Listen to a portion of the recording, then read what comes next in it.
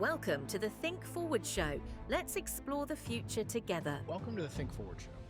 Today, we're diving into the fascinating realm of disruptive futures with a guest who's been literally everywhere in the future space these past few years. Roger Spitz isn't your typical futurist. He comes to the field from a completely different angle as the former global head of tech M&A, who made a bold pivot into professional futures work. Roger founded the Disruptive Futures Institute and wrote the acclaimed book, Disrupt with Impact. It's where he introduces a game-changing framework called the triple approach.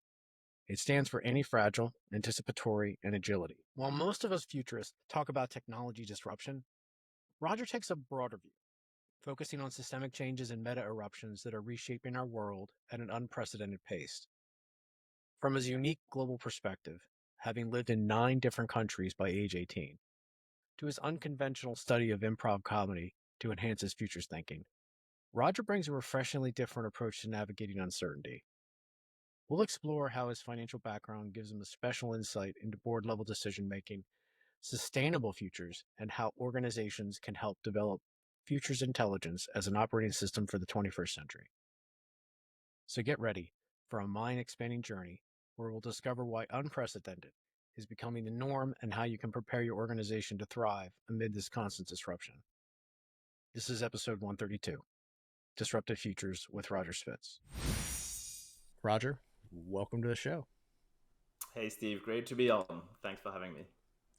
So, Roger, you've been, seems to be everywhere these last few years. You and I met at the University of Houston Foresight program, and just seeing your just trajectory has just been awesome. You know, you really kind of captured a part of the space. You know, I talked to a lot of designers, talked to a lot of different futurists, innovators, different parts of the field. You come at it from a finance background and economics, but a lot of people may not know who you are. So let's just start kind of with your journey. Like, how do you go from being like a global head of tech and in tech M&A to being a futurist? You know, you're focused on systemic disruption. So how does that kind of, you know, accidental futurist journey come about? Yeah, no, good point. It's probably not super common of the different things. I'm not sure there are many or any ex-M&A bankers that are kind of professionally qualified futurists or what have you. I kind of stumbled upon it and then connected the dots in certain ways that seemed to make sense for me. I was interested in various things other than the city and banking and finance. Initially, I was interested in philosophy and various things at school. In the French educational system, which I did a few years of, it's broader than just kind of, you know, sometimes the US or UK. So I did study philosophy and all that at a very basic level. But at some point, one has to make choices. And certainly when you go, I was in London, when you go to move into investment banking, like, you know, from your own consultancy work and that, it's 200%, right? You have very little, if no time for anything. So at that point, you make choices. You sell, you know, there's a nice book and opera and everything called Faust about that. And it was, you know, these are good professions, and M&A is quite forward looking, and you're thinking about the future. I was global head of M&A covering tech, so advising CEOs, boards, and investors on their most strategic divestments or acquisitions, covering it globally, initially in London. And in 2017, I was asked to sort of reinforce and kind of develop the team in San Francisco. And I promised myself to go down the rabbit hole of things that kind of that I was starting to notice. And the main thing was what was keeping clients up at night was no longer the conventional playbooks or cookie cutter strategy or market share or what have you. It was something which I call disruption. It's not a word I like, although I haven't found a better one, so I do use it. But and we'll come back to it. But it's really nonlinear, complex change. It's systemic disruption. It's something else which, over the past 5-10 years, I think has exacerbated, although that's a negative connotation, but has kind of reinforced. And I decided to go down that rabbit hole of change. So indeed, we met at Houston. I did another course in Foresight as Institute for the Future. I did some courses at Santa Fe Institute of Complexity, courses on stand-up comedy and things like that, courses at the D School in Stanford on design thinking and AI and strategy. And I basically did 10 to 12 micro learning courses over a period of 4 or 5 years when I moved to the US in 2017. And at some point, I realized two things. One is that things were changing a lot, and probably the assumption the world was making of a stable, linear, predictable, controllable world, not only was that assumption wrong, but that the cost of relying on that assumption was increasing for humanity, for companies, for countries. And that's basically one realization. The second realization is I felt that I was very interested in these topics and that carving out 10% of my time didn't cut it anymore. So I took the brave or stupid decision to professionalize it a few years ago, to move full time into spending time thinking about these topics, writing about it, and what have you. And we can unpack that and the journey since. But that effectively is kind of the trigger and inflection point, if that makes sense. For those who are listening, along those micro learning things, you mentioned you did a comedy. Like, so you usually get I did the business education or the futures courses or this or that, but I think you're the first one that mentioned comedy or improv. So can you explain that and why and how it's benefited you, especially public speaking too? I would gather. So Yeah, these are great interventions. Well, or whatever the word is. Yeah, no, and like a reaction, or no, you're right. Maybe it is an intervention, but no, the thinking was the following. In Silicon Valley and many places, when you think about change or disruption, you immediately bring it down to technocentric product innovation or technology. And it's something which is understandable, which is replicable, which is discrete, and we can talk about that in separately. And I was sensing that the changes that I was observing were much broader, and I was interested in taking different vantage points and benefiting from different vantage points around change. And stand-up comedy or improv are different aspects of looking at surprise, at discontinuity. And I thought that it would be interesting to add that to the various ways of perceiving and experiencing change. More specifically, when I did the D school in Stanford, I did a 1 week executive education. Again, these are not real degrees or anything. This is like, micro learning and dabbling and just planting seeds to then connect the dots on that. But in D school, I was very lucky to have and also at Singularity University, I did an executive program. I was very lucky to have a professor from Stanford on improv, and I did a few hours, no big deal. But I just thought it'd be interesting to do a bit more of that in a more structured way. And you're right, it helps with public speaking, although in investment banking you're quite familiar with that, but it kind of broadens it. It helps with thinking about discontinuity and change and disruption, for want of a better word. It helps how you respond and the yes and mindset, and it really brings a lot of things together. And the most interesting thing for me, maybe, and we'll unpack that with maybe some other topics around our work, and that is improv. Intuitively, when you first think about it, or for me anyway, I imagine that it was something which was completely, you can't practice it, and it doesn't help with new situations because by definition it's novel and it's improvised.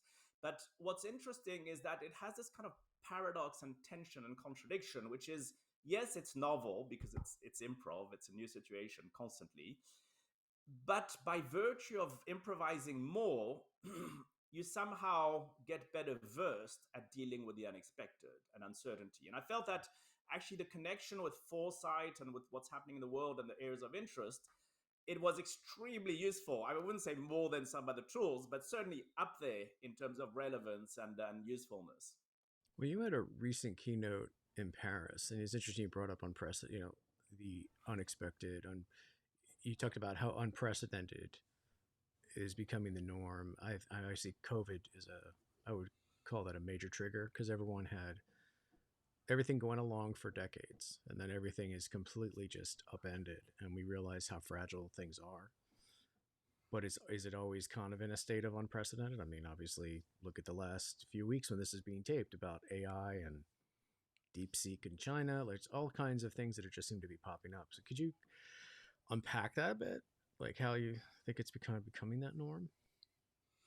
Yeah. So there are two aspects to it, I think. One is what is or isn't happening, and two is how one perceives it and reacts to it and prepares for it, right?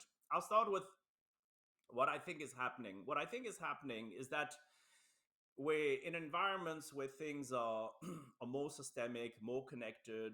There are different drivers to that, which we can unpack if we wish, and which create cascades which have more extremes, not just polarization, but just simply because they're exponential. It can be positive, it can be negative, it can be the speed with which you discover things or have great ideas. It's not necessarily a negative connotation per se, but effectively a combination of drivers of change, which we can unpack, are leading to what I see as constant change, cascading, greater speed and frequency of inflection points.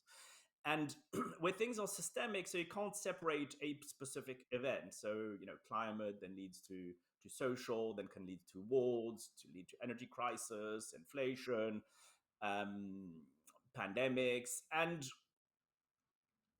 that basically at some point, I think for society or decision makers or anyone, when you're reading about unprecedented, never happened before daily for different things, you have to ask yourself whether you need to reframe the way we think about the meaning of unprecedented. Is rare becoming less rare? If extremes are becoming more common, what does it actually mean? The never happened before and unprecedented doesn't help with you prepare that it's just unlikely. And what you I think what's important for humanity is to observe that actually there's no such thing as being protected from these things, and therefore that leads you to, if you sort of think, okay, actually change is quite frequent and quite surprising and more so, maybe the issue is how you see the world, and then how you see the world will inform how you prepare for it and then how you respond to it. And maybe the issue is not necessarily per se what is happening in the world, but the way we see it, prepare for it, and respond to it. So you've lived in multiple parts of the world, and does that influence your perspective on this? Does it modify that versus those who maybe have just lived in the United States or lived in Europe or lived in, I don't know, China? How does that how does it influence your perspective on things when you look at it? I think there are two aspects which for me were instrumental. I can't, you know, comment on how it might help others, but for me there are two aspects that were instrumental. I think one is the specific fragments of life and lived experience which may potentially be more varied through broader exposure. So whether it's Africa, Western Europe, some aspects of Asia, in terms of philosophy, in terms of mindset, in terms of cultural references, in terms of just accepting that things are different, etc. So there's the lived experience of what you observe and the dots you may or may not connect. And then the other thing I think, and this is probably builds on that and is pretty fundamental, is that in a way change is a constant, because I lived in probably 8 or 9 countries by the time I was 18. And nothing horrendous. I mean, I wasn't a victim of anything. I just had a father that was very international and doing well, and absolutely nothing untoward. But it does mean that when you're 8 and you have to move schools and completely country and lose all your friends and build from scratch and go to a place with a different language, you adapt differently. You see change in a different way. You might connect things in a different way in terms of the read across. So I think that in environments where I believe that change is a constant, and systemic, and that the varied experiences, whether it's living in different places or changing ecosystems or whatever it is, there are many ways of achieving the same thing, are probably helpful in terms of dealing with the linear way. As humans, we don't like change. We like things that are quite predictable, etc. I'm not saying that it makes you like them, but you're certainly more used to dealing with them, if that makes sense. Absolutely. I mean, you moved a lot. I mean, that disruptive to a child, especially just, making friends, getting, social circles and things like that. But at the same time, have a you have a global perspective that many children do not and would not by the time you were time for university. I mean, did that what are the major places that you moved that you were kind of remember the most that kind of had an impact on you? I mean, there's a lot of places I know you did, but what are some big ones? Yeah, I think I left South Africa at the age of 6, and my father moved back there. He passed away a few years ago, but he had moved back there. Our parents divorced, and so I spent the past 15 years reconnecting with South Africa, going there yearly at least, and that. And I think there's a part of Africa which is very important. First of all, for most of people, just knowing that it exists and the virtues of it and the amazing richness and all aspects, but then culturally, and then whether it's music or philosophy or um, just a million things, art, the humanity of it, the potentiality, even from a business perspective, and that, and of course the sadness and things one sees and the tensions and that. And then I didn't spend tons of time in India, but it kind of influenced me a lot also with Asia, just through my visits and exposure in different places, which weren't necessarily Asia, was Zen Buddhism and some of the Indian philosophy and Sanskrit, and I think those are kind of also linked to change and different perceptions on change and transience and that. And I spent a lot of time in France as well, and of course there's some stereotypes you have of France, but as a kid, for me, one of the biggest things was the educational system, right? Because you spend a lot of time at school, and when you're asked to, when you're at school in Houston, which I was at the age of 8 or 9, and you're asked to do a multiple choice set of questions and spend all Wednesday on a baseball field, it's not the same as having to write a 4-hour essay on God is dead comment or something like that. I So was gonna say, can you contrast Voltaire and Rousseau and the exactly, Enlightenment? It's like, exactly.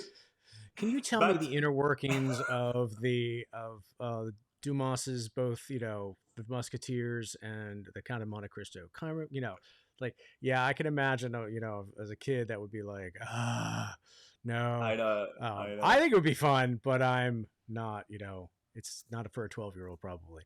But yeah, no, it's interesting you bring up those are very particular countries. I've personally been to them, and I love South Africa, and I spent a good deal of time there. And it's you're right. There's such a tapestry of different history. You think about the thousands of years that even the French country as a nation. Yeah. I mean, it's changing borders, but how that changed. But your the the work you've done, and why does someone say, like, I must start an institute? Like, I'm gonna just start an institute. What motivates you to you have the Disruptive Futures Institute, TFI? Like, so what for you is this?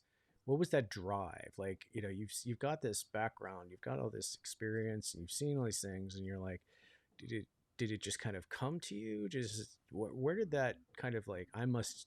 What's driving you, right? What is the calling to do that for something?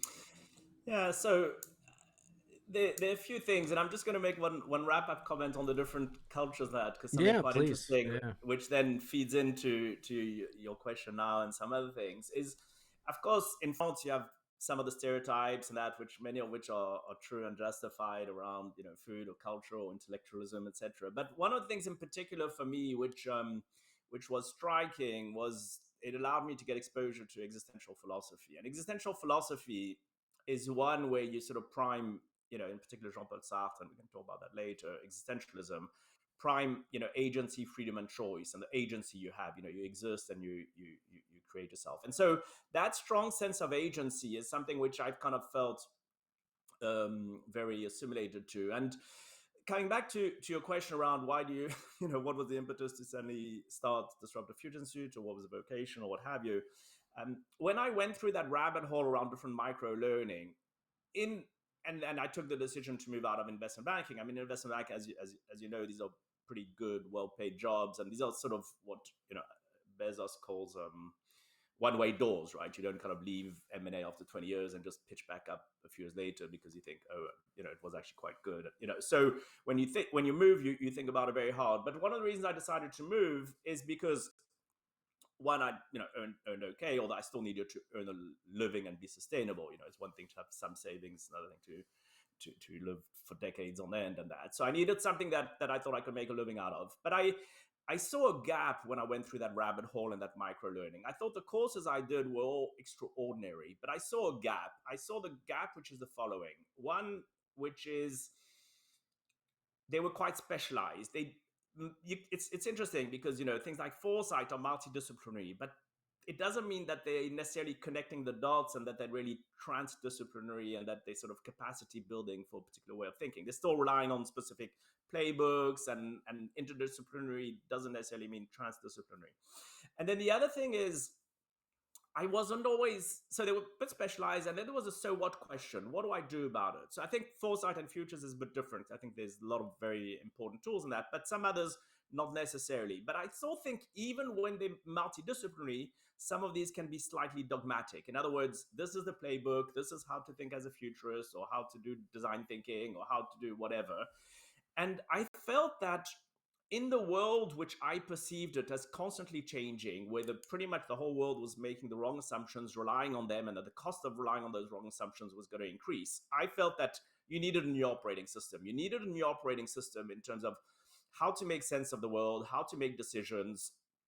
And that was from a governance perspective, boards, to strategic, to energy transition. It's, to really pretty much to education, to everything. And once you think systemically, none of this is separated anyway, as very, even better than me.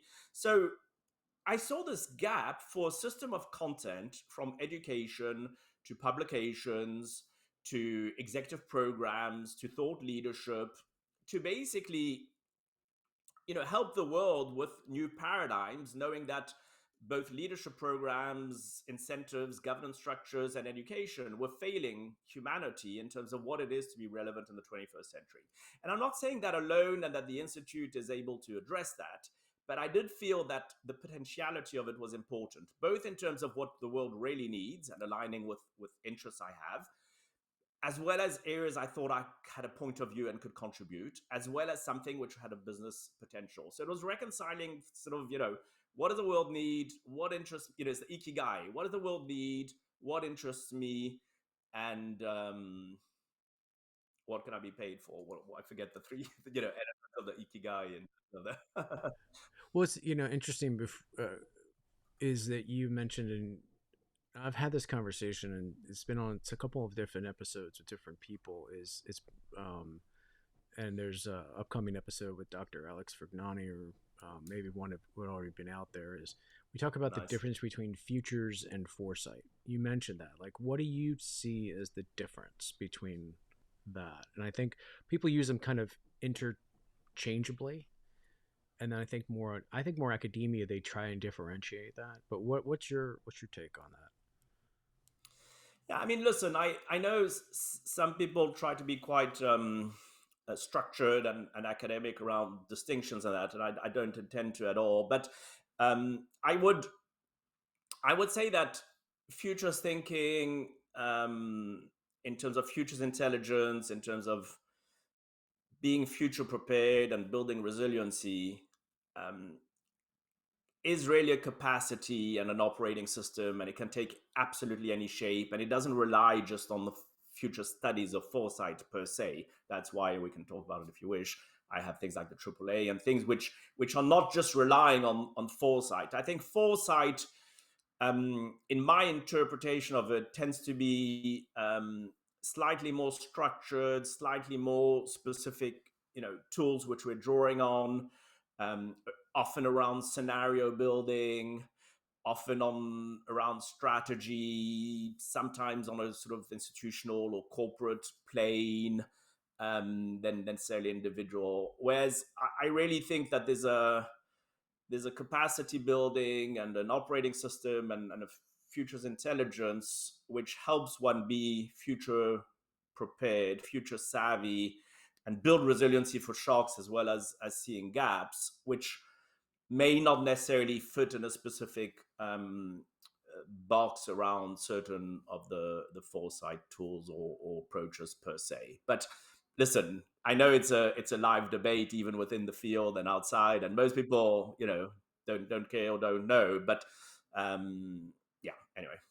Yeah, I always differentiated futures and foresight as research and thinking, or Mm-hmm. theory, to application, like use, right? And different kinds of foresight. But you have within the DFI and with your book, you've got some really interesting frameworks, and I think people should be if they're not aware of them already, I think it'd be really great to just kind of get a little nerdy for a minute, kind of talk about some of the terms you've kind of coined, which are being used in a lot more places. I think the term meta-ruptions, it's like meta. Could you kind of go in that, like, because I know you've linked it to like megatrends and things like that, but it's like, how do you differentiate, like, it's an interesting term, especially in the Yeah. yeah. Thanks for picking up on that. And listen, we all have, again, it boils down to language and semantics and perceptions. But the way I kind of thought about it is, initially when I entered the futures field, I felt that the big aha moment and distinction, which was extremely valuable and still is, it's really the difference between strong signals and weaker signals, and horizon scanning versus environmental scanning. So the horizon being broader, and you're trying to pick up very specific early signals and that, and then you move to performing a view and building different plausible scenarios, and all that is extremely essential and frames how I think a lot on that.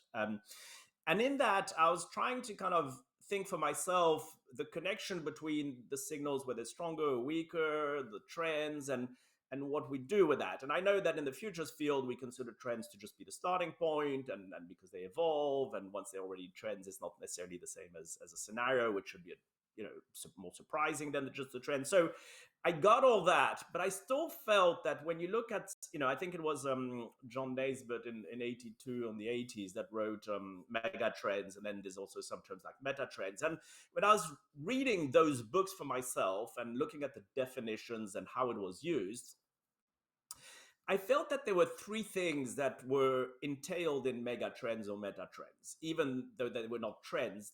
I felt, first of all, they were still somehow derived from the past, and to a degree extrapolating the history and the future in terms of a direction and trajectory, because you're aggregating a number of things and putting a label on it, and that kind of said, oh, okay, this is what is going to happen, but it's just a broader category as opposed to just a specific trend or what have you. The second thing is that I felt that these mega trends or meta trends, in the way I read them, and again, might be a misinterpretation at my end, is that even when they're unrelated, the individual constituents or the different mega trends, the way they're presented and used is often on the basis that they will interact in a predictable manner.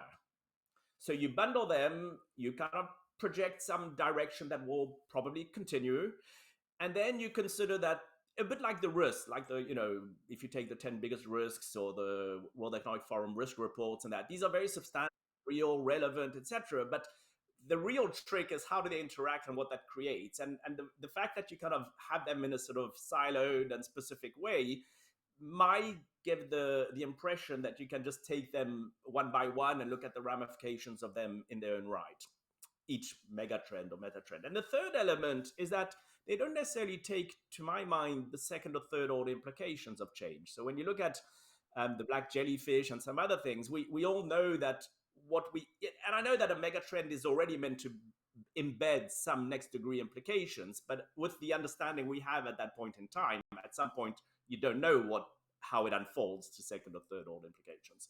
So long story short, I felt that in the end, it was slightly a little bit like looking in the back rearview mirror. Once you could define it, articulate it, understand the implications, project it, understand the ecosystems, put labels on it, I felt that gave some degree of continuity that was probably greater than the reality of our world where change is a constant. And so to contrast it, I put a lot of emphasis in our work on systemic disruption.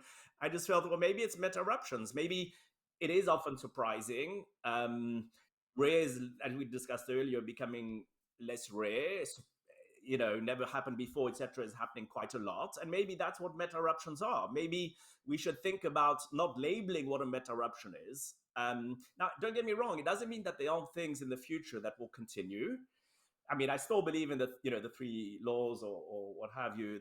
Things that are in the present and in the will continue in the future. Then the third thing is there'll be new things and things will drop. So I'm not suggesting that there isn't value in history and in some understanding of fundamental drivers, but that is in parallel to meta-ruptions, and the meta-ruptions might dominate what stays absolutely the same and constant. And so I felt that it was potentially a healthier way than the obsession we all have at the beginning of the year of thinking what are the latest meta trends and what does that mean, and just taking those as kind of that will help me derive my strategy. No, maybe to help you derive the strategy should be change as a constant. Yes, there's certain things that are probably kind of safer than others to assume some degree of continuity. Anyway, that was kind of the rationale around that. It's really good because it links to, I think when you and I you were first starting out with this and you kind of launched DFI, one of your first things out of the gate was the AAA framework, was anti-fragile, anticipatory, and agility. I remember that because it's like, I was like, that's clever, AAA. I'm like, why didn't they come up? Why hasn't anybody talked about AAA? I was like, because everyone's got a framework. There's so many things out there. Everyone's kind of got their approaches to it. But because of your economics background and your finance background, I thought it was interesting because instead of kind of the tech futurist route, or even I'm a design futurist, so I'm looking about how to synthesize, prototype. Like I want to help people touch, taste, feel it. What I love about your approach is that you really get into the boardroom. Like people are like the anti-fragility message, people are just really trying to deal with digital transformation initiatives. They're trying to deal with, constantly shifting sand and how it happens. And this really goes to the heart of it. And I think it's a really resonant message. Where did you kind of, where did that come? I've always wanted to ask you, like, where that kind of came from. Where did it incubate in your brain? Did you see things happen? Did it, like, you just explained it really beautifully about meta-ruptions. Like, did it just kind of pop in your head? Were you just playing with words? Like, where did that really come into play for you? Yeah, like many things, it's a journey, right? And then at some point you connect the dots. The and AAA came afterwards in terms of the labeling, and I discovered to my horror that there were 8 million AAA frameworks of some sort out there. But no, I know what you mean. This in the model of, like, in the futures, foresight, innovate, kind of this part of the space. Yeah, there's AAA everywhere. I'm going to use AAA if I get my tire goes flat. But in terms of, like, everyone's got this method or that method. I just thought it was fresh. It was fresh. It's just kind of, it was a really nice framing. So I literally spent probably, let's call it half a decade reading and a million things and doing the micro learning and all that in a concentrated way. Not that others don't and that. But one thing that I think there was actually an inflection point, if I had to label it, when I started doing a few courses on Foresight and Futures, where I thought the field was a little bit dogmatic in terms of, those who believe, you do scenarios and long-term planning, and those who believe it's emergence and, and no criticism because these are phenomenal brains and academics and better than I'll ever be, but who believe very firmly around, like take the Kinnavan framework with Dave Snowden or Real Miller. It's very much emergent, serendipity, and how to manage that. And nothing wrong with that. These are frameworks I abide by, and the uses are infinite. But what I didn't fully understand, and it took me time to grapple with it, is why did we sometimes need to have either or? Why was it sort of, did we, not just this field, but why is it sort of, more emergent and complex systems and this, and therefore you shouldn't bother about scenarios because it's too long term, or therefore, you should think more about scenarios and we spend less time worrying about the here and now because only the present exists. And that is something I was just struggling with in my mind, in some of the master's course, some of the modules of the master's courses and others. I just struggled with that. And then the other thing is, if I come to kind of our discussion around meta-ruptions, it's fine to tell people, listen, it's all unpredictable. Anything can happen, enjoy life. It's like, well, okay, but what do you do about that? How do you build that in? Because, you can't prepare for that. So what does it mean? And so long story short, it meant for me in my mind 3 things. It meant these are not either or decisions. First of all, you need foundations that are resilient or maybe even better to shocks because you can't predict. It's unpredictable for some of it. You need that. And therefore, having read Nassim Taleb's 5 volumes of Concerto and focusing in particular on anti-fragility, I thought that makes sense. Those are the foundations. We need to find ways of applying, whether it's institutions, companies, your personal life, some degree of resiliency, or even maybe better. And you need anti-fragile foundations. You don't know what happens. Simple as that. And that's not necessarily Foresight or Futures or anything. It's just Nassim Taleb's anti-fragility. And then I thought it's useful to think long term. It's useful to do visioning. It's useful to for all the reasons we know, and for you and I having studied all this and applying it and being interested in it, it has a million uses which we can talk about. But there is legitimacy in the debate of only the present exists and the here and now and the emergent, in the unknown, and how do you respond. And somehow I felt you needed something to reconcile the long-term thinking with the here and now. It wasn't necessarily just apply this OODA loop or whatever, feedback loop framework, or it was something else. And in my mind, I thought, well, so thinking long-term is anticipatory. The foundations are anti-fragile, you need that cognitive, strategic, and emergent agility to reconcile that long-term future with the here and now, because only the present exists. And that's where I kind of thought of agility. You need that agility, which I don't use in the design sense, or another word that's used in many different contexts. For me, agility is cognitive, emergent, and strategic agility to reconcile the longer-term visioning with the here and now. How do I make decisions? How do I use OODA loops, feedback loops, Kinman frameworks, different things that are emergent in the here and now, not to the exclusion of long-term thinking and scenarios and the anticipatory? And how do I make sure that I have the right foundations so that whatever happens because of meta-ruptions and the world, basically it's okay, it doesn't matter. And not only does it not matter, but maybe you can strengthen and benefit from that. And so that's effectively why I thought AAA is anticipatory and anti-fragile and agility. And then I thought of 2 enablers to be AAA plus, what we call being AAA plus, which is, I spoke earlier about agency and existentialist philosophy and that. And I sort of thought, having the right foundations and all that, it doesn't really necessarily, or thinking longer term, or it doesn't necessarily help unless you have the agency to exercise it. It's like an option. Unless you exercise it and do something and have the agency, it's worth nothing, that option. So I thought agency was important as an enabler, so it's like a 4th A in a way, and alignment. It doesn't mean that you need to agree with everyone. You need dissonance and disagreements to kind of be, think of new ways of doing things, etc. But somehow you need enough alignment for it not to be polarized and dysfunctional. And so I sort of thought that's a AAA framework. Anti-fragile foundations, anticipatory, the agility to reconcile the longer term with the short term, and then the 2 enablers, or you need agency and some alignment for the AAA to be of any value and effective. That's great. I mean, it leads me to kind of the book, which you released a few months ago.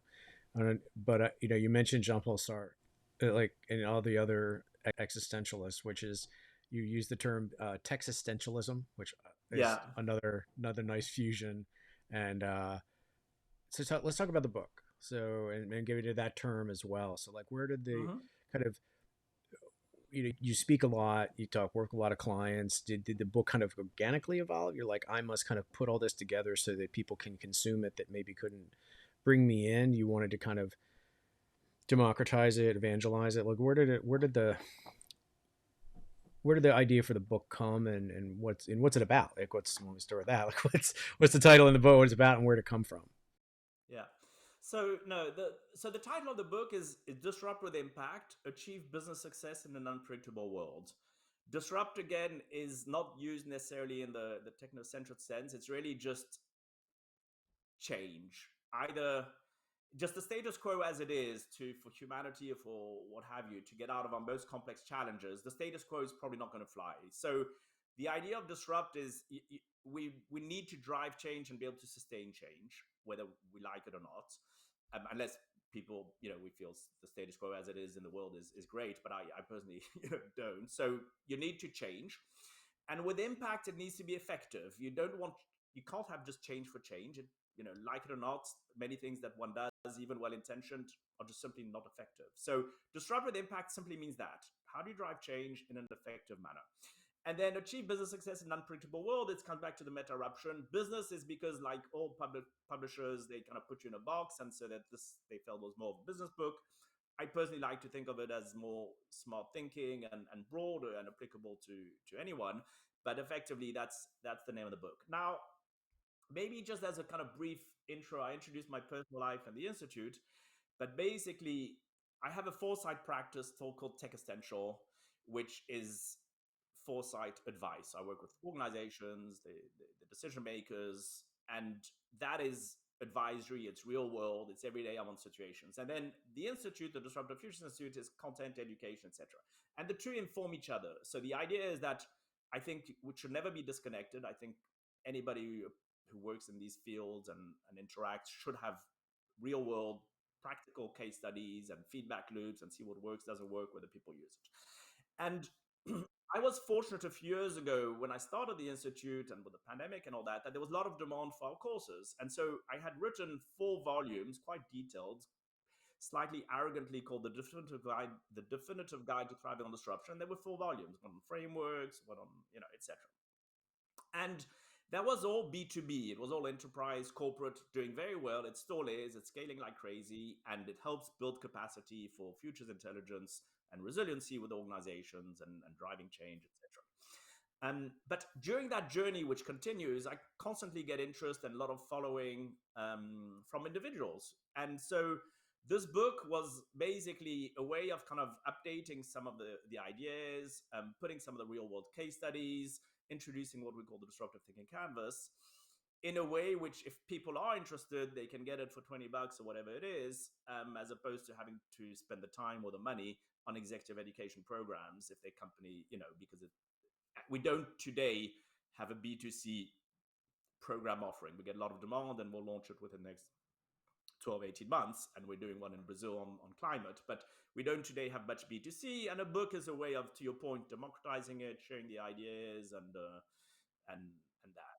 The important thing for me is really the kind of that it's applied, that it's, there's nothing there that isn't from my experience, from situations we get involved in, from advice we've given, from mistakes we made. It's most of it is kind of,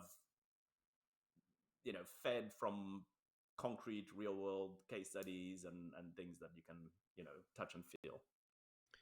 The audience for this book is it really B2B? Is it anybody, like, is it futurists? Is it anybody in the business executive space? Like, who would be the targets that really you think this has appeal to, or you think it's designed to? So deep down, it's everybody. It's 8 billion people, because the fundamentals. 8 billion people is not a bad market. Doesn't mean you. Even $1 or $2 per person is not a bad market for some. But the fundamentals of building resiliency, being future prepared, are essential for everyone. And I think that whether you're an organization, institution, personal, thinking about your career, most people need some way of reconciling. It's not a bad word to realize that we need to have some monetary exchange or value to earn money. Unfortunately, that is the world we live in. So most people, even if you're an individual, a kid at school just thinking about careers or anything, you need to think about how is the world, what opportunities are there, where's the world going. These for me are all fundamental. And the business in the label achieve business success is just because publishers, push you into a particular box.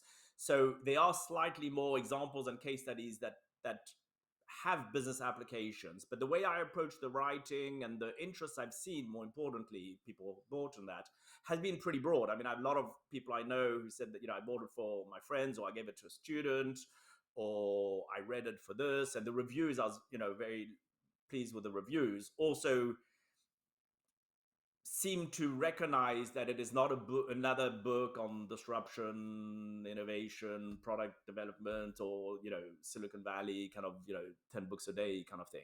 They see that it's broader and more applicable to really what it is to stay relevant in today's world, for the better and the worse, you know. You mentioned in this explaining the book, explaining the courses, that you're doing something in Brazil around sustainable futures. I know it's a rapidly growing space. I think in the last 2 years, especially, I think the ESG has kind of burned everybody out because of the requirement. But the core essence of it is like using anticipatory and participatory foresight methods, futures methods. What do you see as this kind of intersection between, like, we'll call it climate foresight and like the business strategy? Is this a kind of a more accessible way instead of this hard kind of nosed ESG thing, which I think is really gone from the message? Yeah. So explain, yeah, kind of, can you break that down? People like sustainable futures, I think maybe people like, well, isn't everything, wouldn't it be naturally sustainable? But this is a bit different in that. Yeah. No, listen, I mean, these are extremely important topics, and especially in today's kind of environment, political, and these are funny and very challenging times. So let me take a step back and mention one or two things. I should have maybe mentioned that around the book. So the book, there are four main sections. One is, why is change different today? Change has always existed. Why is it different today? The second run is around systems innovation and transformative change, and that's where climate fits in, and we'll talk about it in a minute. So, what is systems innovation and transformative change? The third aspect is really the future of decision making, AI, and technology. And here, when I say the future of decision making, I'm not meaning to algorithmize decision making. On the contrary, I'm thinking about what humanity needs to do to stay relevant and to make decisions, and not delegate to machines. So the future of decision making and AI. And then the final section is really what we call the disruptive thinking canvas. Now, to your question on sustainability and sustainable futures, and that, you're right. It's one of those terrible situations where 50 years ago, when the limits of growth and all these books came out, and they were kind of killed by the think tanks and oil and gas industry and everyone to discredit it. It was easy for the world to, unfortunately, to kill, because it wasn't tangible enough. People did not notice it, see it, relate to it. There was no legislation forcing organizations to do anything. So you could kind of just sort of say, rubbish. Now, what happens over the past 10, 15 years was encouraging. You had, the big investment funds, the BlackRocks and others that were sort of, the Paris Accord, sort of saying, no, it's serious. People are starting to relate to it more. It's more tangible. And so the urgency is there. It's kind of burning, but you don't notice it in your backyard, but it's kind of like hard to dismiss. And then indeed, over the past, year or two for some things, and past week for other things, it's almost been like it's a U-turn. It's like, the world's completely blind to the existential reality of some of these, existential risks, not least climate and biodiversity and that. My hope and my personal view is that two things. One is that, and I was in LA when the fires broke up. Once you start reading about something, and I wasn't directly affected or anything, but just it's still, you see things in different light. Once you read about potential threats, and then you see it on TV, and then it's in some whatever country, and then you're the one filming it on your iPhone or seeing it from your kitchen, you kind of start seeing things in a slightly different way, and when it's your house that's affected, and where your kids are going to school, etc. So I think, even though we have a problem with disinformation and denialism, and some of our leaders, unfortunately, and corporates, my hope is that the reality is that it's so urgent and burning, pun intended, that somehow you can't not do anything. The second hope, and this is the focus on the book, is that you can have sustainable value creation. You can find ways of doing effectively, of driving change. That is a huge market, because sustainability will be the new digital. It already is. There is some legislation. Some legislation will stay. There'll be some requirements, and the world will need to transform the way it operates, the way it produces, the way it consumes. in ways that are different. And it's not just going to be a tick the box ESG or whatever. It's going to be, I think, less news flow, yes, less fuss, but still fundamentally, it's not going to be acceptable to a lot of the customers who buy and that to just let companies do whatever they want. And there's a certain degree of scrutiny, etc. So my hope is that despite the, we often push things by extremes around certain things, rights and wokeism and etc. But things also swing back, and my hope is that even though we're at an extreme in terms of pushing back against regulation and our current government in the US, etc., is that is not necessarily a reflection of the reality of some of the fundamental changes that I'm seeing take place. And so the only thing is that it just will take shape in a different way. It will create value in a different way. It will be enforced in a different way. There's certain choices that will be made differently. It will be communicated and shared in a different way, etc. But it doesn't mean that it's disappeared and that the world is off the hook in terms of both the urgency of the matter and what organizations will choose to do or need to do or be required to do to transition. So the sustainable futures is really thinking about some of the risks and challenges humanity has for which we have agency and the ability to change. We can't necessarily easily change an asteroid falling on us, although we do have technology to deflect a bit. But some of the risks, if there's a major earthquake or whatever, but some we really do have control, and we have less and less scope for mitigation for climate, but more and more scope for adaptation and resiliency. And so effectively, sustainable futures and climate foresight is thinking about what is anticipatory governance, what is it to be a bit more resilient in terms of adaptation for humanity, for cities, for buildings, for factories. How do you still create sustainable value, meaning you still create value in the sense that moves the world, whether we like it or not, which is, a capitalist world where people need to write checks and be prepared to invest in things, but in a way that is more likely to work in the longer term. Sustainability intentionally used both for climate, but also just simply sustainable over time, not a quick fix. Now, just to kind of wrap up very quickly on that, just to give a very concrete example of some of the work we're doing, and it's one of the topics in the book, is it's really looking at how do you drive change in complex systems. It's education, it's structures, governance, regulations, incentives, it's disclosures, it's the way you produce things. It's a number of things. You have different levers for change, as you know from the studies in systems thinking, and some are more effective than others. And there's a company, for instance, full disclosure in the south of Brazil, in Blumenau, called Lux Carbon Standard, which is the first carbon credit certifier in Brazil. And the carbon credit market, as you and many of your listeners will know, is a little bit dysfunctional today. There's, first of all, the belief that it doesn't serve any value because you're just kind of offsetting carbon. It doesn't mean it's actually effective in terms of supporting the energy transition.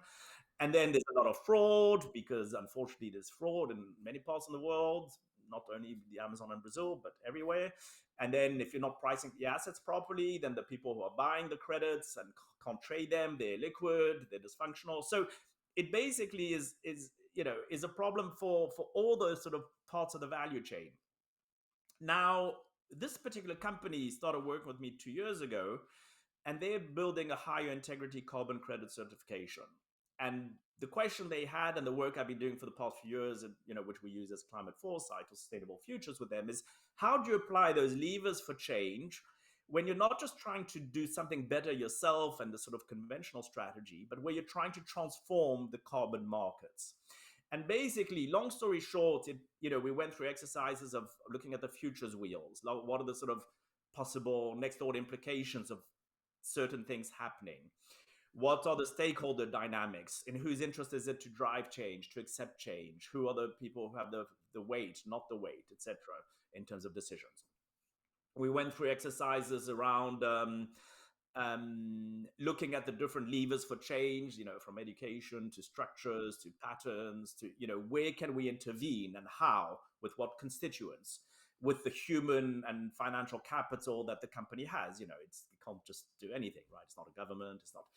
And we took that on us, and it's, we're seeing early ways of it working, and the objective is higher integrity carbon credit. So You're monitoring the projects after you've certified it. So there's something untoward, people are aware of it.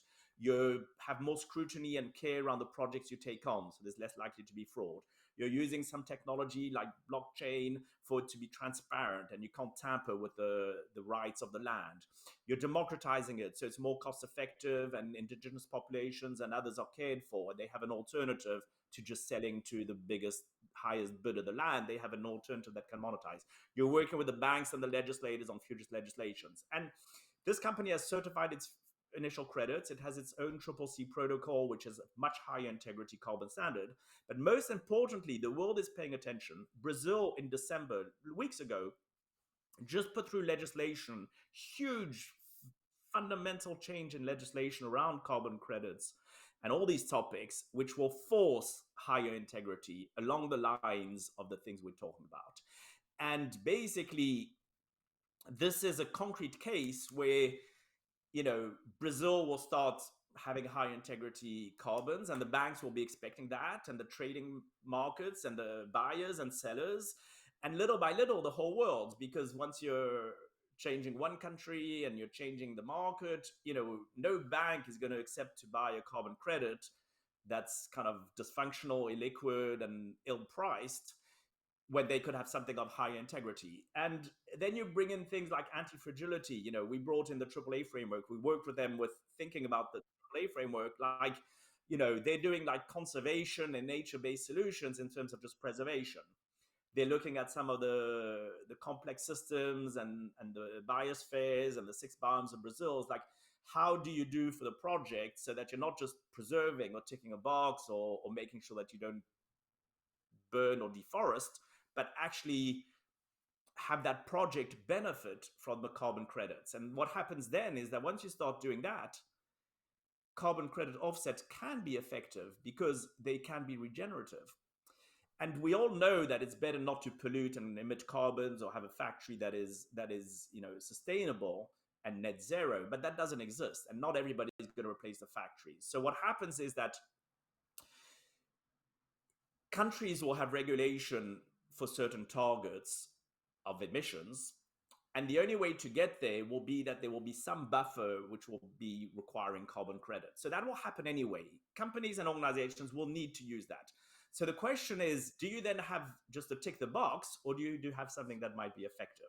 So anyway, it's a slightly long kind of story, but I hope it makes it more relatable in terms of some of the tools from Foresight and the AAA framework in terms of literally, and this is not the same as a dating app. You can write a $300 million check and sort of say, the best measurements for carbon or whatever.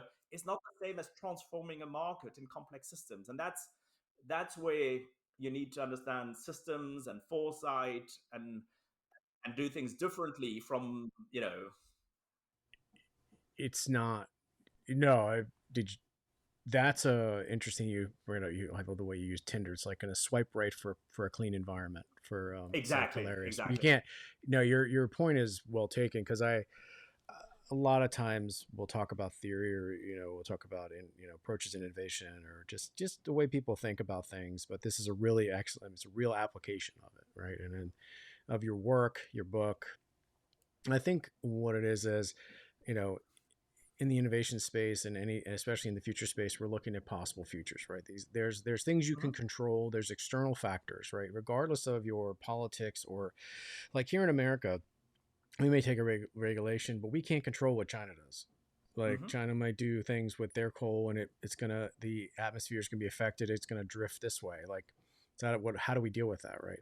If we do the things we do and the things we can control to make, because people will make that in their purchasing decisions. They'll make it in their, obviously the shareholders and the things that the values of the company. But at the same time, it's like the temperature may go up. I mean, it can be man-made things that we can't affect. You can't change solar cycles, like that's just the universe. And that can also so at the same time, if these possible futures or outcomes, how do we maneuver? And that speaks directly to futures and foresight. So I think it was a beautiful way you've explained that. And I think, as we kind of move toward, you really get through how leadership and how you can get into the what you would call like the future's intelligence, but you have to build that muscle inside the organization Hmm. in order to constantly not just bring someone like you or me in for like the week or the month or the there's an ongoing aspect to this, you know. So your approach, uh, I would love to kind of talk about kind of our, you know, get into our kind of rapid fire thing is looking ahead. Like, what do you think, you know, people should prepare for? I mean, there's so much to look at. I mean, sustainability. I mean, you've seen a broad spectrum. What do you think people should be really kind of taking the time right now to really, you know, to be to use futures foresight work to prepare for? Yeah, I mean, I, this is where I was interested in the work I'm doing, not just from an economic perspective, but I have a deep conviction that we're at inflection points where, not without wanting to sound too kind of stereotypical cliche, where the future is now. And I think that when It's very, I think what's happening is before things would happen slower, the rate of change would be slower, and we'd be able to have some retrospective look at it in terms of the impact or the extrapolation in possible futures. It is the window and the rapidity of it is, you feel it directly. So you're not yeah, wrong. It's not like hyperbole.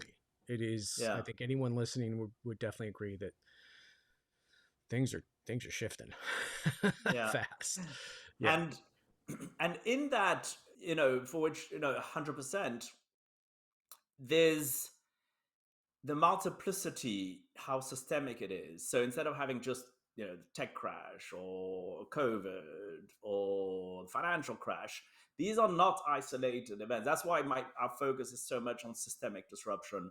That and effectively what it means is that that future is now means, in a way, it's kind of both positive and negative. And one of the things about disruption and change and a lot of things we're talking about is actually the duality of it, right? And what I mean by that in terms of the futures now is that there's also things from the opportunity. You know, I'm not the biggest fan of AI and techno, despite being in Silicon Valley and involved in some of these things.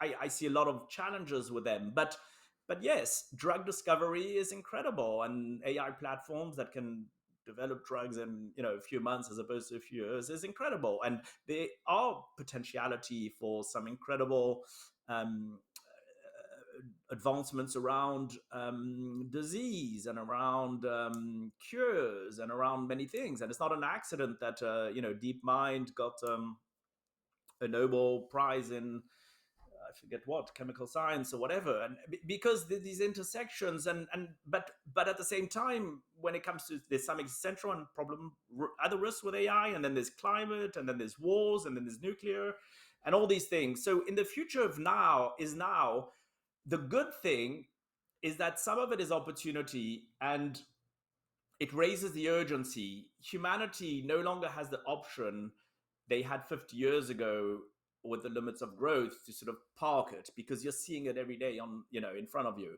So that urgency, my hope is that while some of it is frightening, and a lot of it is frightening, is that it also forces the kind of agency, and to realize that we do have agency, and that we can actually drive virtuous tipping points. Tipping points don't have to be just negative. The same features that create inflection points can also be used for virtuous things. And anyway, so that would be the kind of message, if you ask me, for me.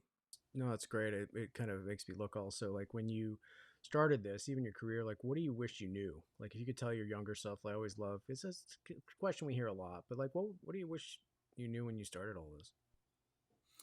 I think it's this thing about specialization and Mm-hmm. expertise. For me, I come from a world where a lot of my family are academics and PhDs and professors and also practitioners. My father was a tax attorney, but I valued, and I thought, the more experience and expertise I developed, the more value. And more and more, as I think more systemically, and I think about the limitations of knowledge and what we don't necessarily know, and emergence and unknown unknowns, and that, the more I realize that, to our earlier discussion on improv, that specialization and expertise is useful in certain configurations, but in many others is not actually of benefit in unknown situations, what we call unvice.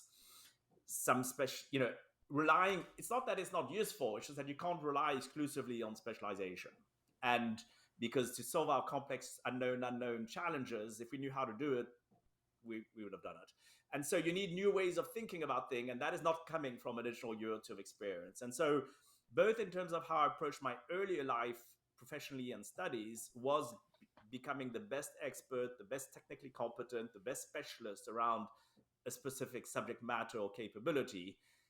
And then very quickly I realized, no, I got to zoom out, and that is actually the sort of biggest value. And had I done that 20, 25 years earlier, I think I could have benefited from it. But who cares about me? But to your question, I think the read across for others is not to rely so much on just that expertise and narrowness and all that. And there are wonderful books that have written about these things and studies and a million other things, which, Well, what continues to inspire you? Like, as you're kind of moving into this, the book is done, you're out there, like what inspires you in general, like, beyond the confines of business too, I mean, that included, but what gives you that purpose and inspiration?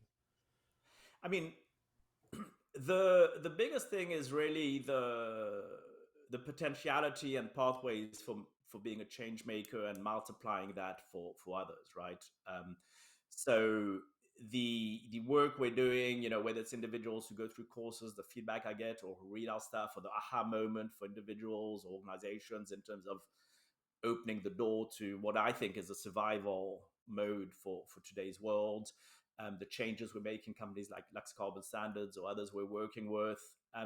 For me, this is what gives me hope. And to be honest, it's hard every day, right? I mean, as much, if not better than me. It's hard to write. It's hard to get people to read, to sign up for courses, to pay for whatever. Every day is a ginormous challenge. But the thing that keeps me going is to realize that it is so needed, and that it can be helpful, if not necessary. And I wish it wasn't, because I'm not saying that I'm doing an amazing job to change the world, but I wish that the governance systems, incentive structures, the educational systems meant that you didn't need to go to someone who just discovered this 5-10 years ago and who's trying to roll it out.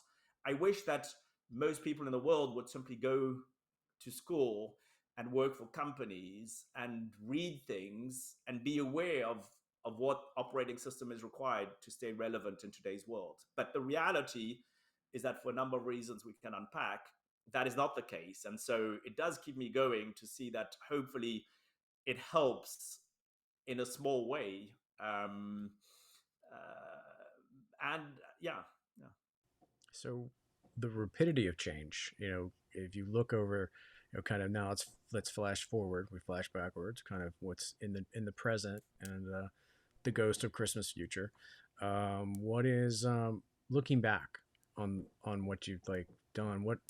What's the impact? What do you hope it'll have on the world? Like, how do you want to be remembered with the work you've done in the life? Like, that reflection. It's not just this epitaph, but it's more of just the favorite beverage, just really a life well lived. A purposeful career. Like, what are the things that you want to be remembered for, and when you would want to be proud of? There's a word which I fell in love with, which I think is more important than anything. You come across words like innovation and disruption and successful and whatever you want, and the word I think which is really very meaningful to me is relevance. Not just for me, but for humanity, for whatever. And to be and to stay relevant is difficult, right? It's a Darwinian world. It's like Alice in Wonderland. You need to. Yeah. So for me, that is really the word. If I can do something that is relevant for me, for my own sustainability, for my own economics, for my mindset, for the things I enjoy thinking about, and that also relevant in terms of relevance for the world. That is the biggest litmus test of anything. Are you relevant? Are your ideas relevant? And if you're not today, you can still be tomorrow. But if you are today, it doesn't mean you are tomorrow. So it's a brutal test that's constantly needs to be rolled out, tried, tested. It's a constant challenge, relevancy. Yeah, it's a great perspective because I think relevancy, I don't think I've heard that from people. I've asked this question to a lot of people.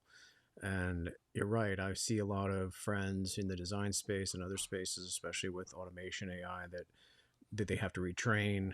What is their relevancy to like the next 5-10 years of their career? Maybe it's maybe it's toward the end of their traditional career. Maybe it's a new one. It's interesting. I think that's a great way of framing it. So, as we kind of wrap it up, like, where do people find you? There's a lot of different things, and how can they learn more about the work and the new book, like, and order that, which I think is it's a great book. So thanks for asking. I think, so the book is called Disrupt with Impact. If anybody Googles it, they'll find easy ways of buying it. If you want to learn more about it, there's a website, which is disruptwithimpact.com, which has reviews, a synopsis by chapter, a lot of articles, media, if people are just interested in learning about the topics, whether they wish to buy it or not. So that's Disrupt with Impact. LinkedIn is probably not a bad source for me. Follow the Disruptive Futures Institute or myself or both. And then if you Google Disruptive Futures Institute, you'll stumble upon a website. We have a YouTube channel. We have offerings. One thing I try to do is to have a lot out there that can be consumed for free for whatever level people wish. It can be an image, can be a visual, can be an illustration, can be a short post, can be a free article. So in our model, there is an element, I'm not pretending to be Mother Teresa or the Red Cross or anything, but there is a model whereby we generally try and share on the more generous side some of our ideas, frameworks, and tools, and have them available for whoever wants at any point. That's great.